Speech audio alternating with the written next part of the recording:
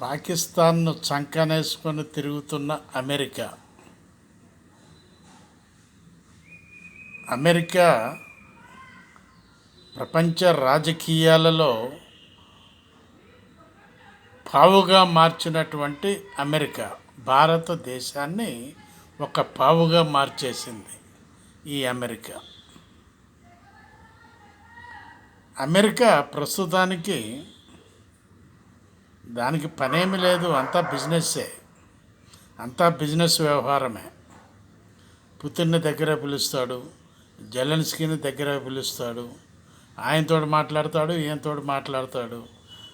Zelensky ప్రస్తుతం ఆయన ఖనిజాలు ఈయనకు కావాలి, మధ్యలో పుతిన్ని అడ్డం పెట్టుకొని ఈ బేరసారాలు మాట్లాడటం జరుగుతుంది.